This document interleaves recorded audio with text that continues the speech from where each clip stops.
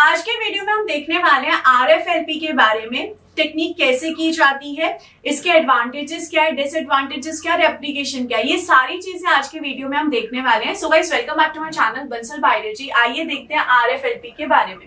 सबसे पहले हम RFLP नाम को समझने की कोशिश करते हैं। RFLP का मतलब क्या है? Restriction fragment length polymorphism. Restriction fragment, नाम से ही पता चल रहा है रिस्ट्रिक्शन फ्रेगमेंट, यानी कि कहीं पे कट किया जाएगा। यहाँ पर होता क्या है, अगर हम देखें डीएनए पे कुछ एंजाइम्स आके कट कर सकते हैं, जिन एंजाइम को हम रिस्ट्रिक्शन एंडोन्यूक्लियस एंजाइम कहते हैं। ये रिस्ट्रिक्शन एंडोन्यूक्लियस एंजाइम डीएनए की स्पेसिफिक साइट पर ही जाके कट करते हैं। तो यहाँ पर जब ये कट करेंगे, इसकी वजह से हमें फ्रेगमेंट्स मिल जाते हैं, जहां से नाम आता है रिस्ट्रिक्शन फ्रेगमेंट। लेंथ पॉलीमॉर्फिज्म का मतलब क्या है कि यहाँ पर जो हमें फ्रेगमेंट्स मिलेंगे वो हर एक पर्सन में डिफरेंट डिफरेंट लेंथ के मिलेंगे। अब डिफरेंट डिफरेंट लेंथ के क्यों मिलते हैं, उसका रीजन हम अब जानने वाले हैं।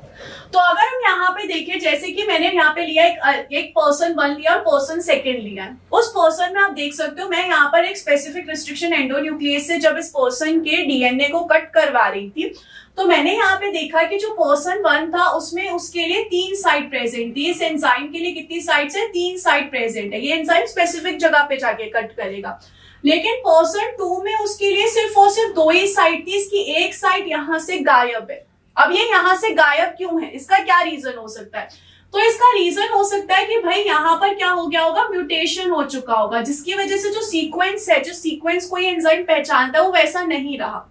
अब ये म्यूटेशन किस वजह से हो सकती है? जैसे कि अगर मैं बोलूं डिलीशन की वजह से हो सकती है कि भाई यहाँ से जो न्यूक्लियोटाइड्स है, जो स्पेसिफिक पार्ट है, वो डिलीट हो गया होगा। डिलीट हो गया तो फिर एंजाइम बोल रहा है मैं तो नहीं पहचान सकता।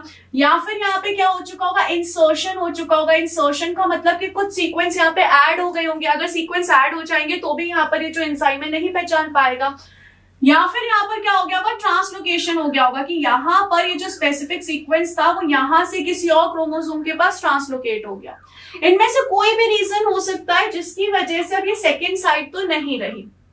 तो अब इसकी वजह से यहाँ पर क्या होगा, जो रिस्ट्रिक्शन एंजाइम है वो सिर्फ इसको एक ही बार कट कर पाएगा। इस वाले डीएनए को सिर्फ एक ही बार कट कर पाएगा। और ये जो पहले वाले ऑर्गेनिज्म का डीएनए, इसको इसने 2 बार कट किया है।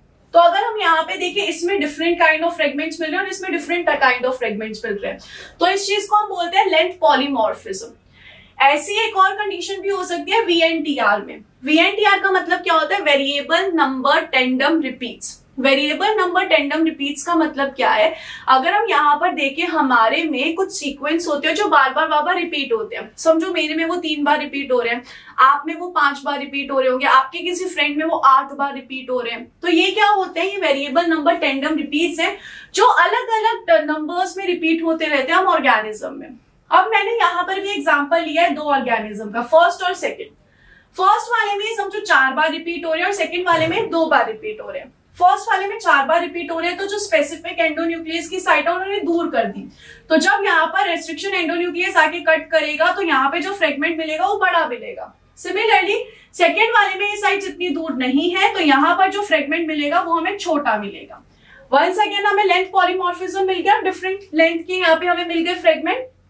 अब इन दोनों को मैंने क्या किया, अगारोस जेल इलेक्ट्रोफोरेसिस पे रन करवाया। अगारोस जेल इलेक्ट्रोफोरेसिस क्या होता है कि यहाँ पर जो फ्रेगमेंट्स है उनकी लेंथ के बेसिस पे वो हमें फ्रेगमेंट्स को सेपरेट करके दे देगी। यहाँ पर डीएनए नेगेटिवली चार्ज होता है, इसलिए हम यहाँ पर इसको पॉजिटिव चार्ज की तरफ डीएनए को मूव करवाते हैं, क्योंकि हमें पता है positive opposite attracts each other, तो डीएनए पॉजिटिव चार्ज की तरफ जाएगा। यहाँ पर अब फर्स्ट वाले में समझिए हमें यहाँ पे ये फ्रेगमेंट मिल गया है और सेकेंड वाले में हमें फ्रेगमेंट यहाँ पे मिल गया है। यहाँ पर ये क्या होते हैं, मार्कर्स होते हैं। मार्कर्स का हमें साइज पता होता है, तो इससे मुझे पता चल जाएगा कि ये जो फ्रेगमेंट है इसका कितना साइज है, यहाँ पे जो फ्रेगमेंट मिला है इसका कितना साइज है, और यहाँ पे जो फ्रेगमेंट मिला है इसका कितना साइज है।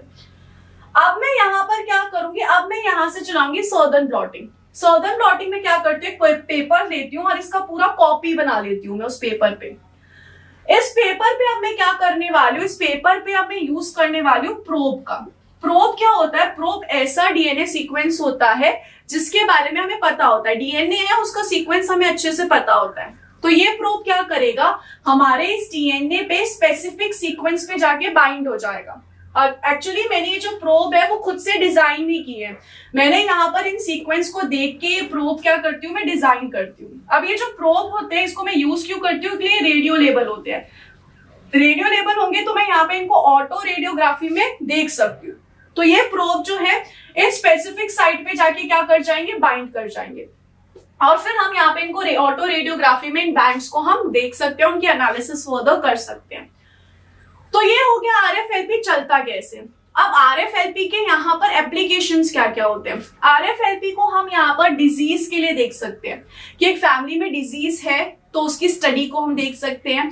जैसे कि फॉर एग्जांपल मैंने कहा यहाँ पर पेरेंट्स हैं, इनको कोई डिजीज नहीं है, तो यहाँ पर इस पेरेंट्स में मैंने देखा कि इनके दोनों के, जब मैंने यहाँ पे RFLP किया तो मुझे 2 बैंड मिल रहे थे। एक यहाँ पे मिल रहा था स्मॉल बैंड, एक मिल रहा था मुझे स्मॉल ए के लिए बैंड, और एक मुझे मिल रहा था कैपिटल ए के बैंड। मैंने इनके देखे 3 बच्चे हैं। एक लड़की को यहाँ पे डिजीज हो रही है जिसमें मुझे सिर्फ 1 बैंड मिल रहा है। एक लड़के का यहाँ पे हेटेरोजाइगस कंडीशन में 2 बैंड मिल रहा है, और एक लड़का जो है होमोजाइगस कंडीशन में, तो इसमें 1 ही बैंड मिल रहा है। तो यहाँ पर इस लड़की को यहाँ पे डिजीज है, वो हम यहाँ पर इस बैंड से हमें पता चल गया। तो यहाँ पर आप देख सकते हो हम डिजीज के लिए इसको यूज कर सकते हैं। इसके अलावा यहाँ पर हम इसको पेरेंट टेस्टिंग के लिए भी यूज कर सकते हैं कि भाई यहाँ पर अगर हमें पता नहीं है कि किसी जो बच्चा है उसका फादर कौन है या मदर कौन है, उसके लिए भी कर सकते हैं। जैसे कि समझो यहाँ पे हमारे पास ये बेबी है, यहाँ पे हमें लग रहा है कि ये सस्पेक्टेड फादर है, हमने इसका RFLP किया, इसका RFLP किया, यहाँ पे हमें मिला कि हाँ भाई इसके जो बैंड्स है वो इससे मिल रहे हैं, तो हम कह सकते हैं कि हाँ भाई ये बेबी इसका है। ऐसे जो सस्पेक्ट होते हैं, जो क्रिमिनल सस्पेक्ट होते हैं, उसके लिए भी हम सेम यहाँ पे बैंडिंग करके देख सकते हैं कि भाई जो क्रिमिनल है वो ये ही है या फिर नहीं है। तो इस तरीके से ये RFLP की कुछ एप्लीकेशंस हो गई। अगर हम RFLP के एडवांटेजेस देखें तो उसका एक एडवांटेज होता है कि हम यहाँ पर आप देख सकते हैं होमोजाइगस और हेटेरोजाइगस दोनों ही इंडिविजुअल को बता सकते हैं, आप देख भी सकते हो। यहाँ पर मुझे पता चल रहा है अच्छा हेटेरोजाइगस इंडिविजुअल ये है, होमोजाइगस इंडिविजुअल ये है। तो यहाँ पर इसका एक बहुत बड़ा एडवांटेजेस होता है कि आप होमोजाइगस और हेटेरोजाइगस इंडिविजुअल के बारे में बता सकते हो। और RFLP काफी रिलायबल टूल भी है, टेक्निक भी है। अगर हम इसके डिसएडवांटेजेस में जाएं तो सबसे पहली बात तो यही है कि मुझे इसके लिए प्रोब डिजाइन करना पड़ता है। तो मुझे जिस DNA की स्टडी करनी है उसका मुझे सीक्वेंस पता होना चाहिए, तभी मैं प्रोब डिजाइन कर पाऊंगी। तो ये प्रोसेस इस वजह से कॉस्टली भी होता है, लेबोरियस प्रोसेस भी होता है।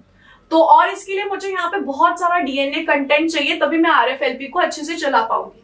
तो ये इसके कुछ डिसएडवांटेजेस हो जाते हैं। सो आई होप गाइस आपको ये वीडियो अच्छे से समझ में आ गया होगा। अगर आपको ये टेक्निक अच्छी लगी होगी, समझने में अच्छा लगा होगा, तो अपने दोस्तों के साथ शेयर करना। Thank you so much guys for watching this video. Don't forget to subscribe my channel. Thank you so much guys, bye bye, take care.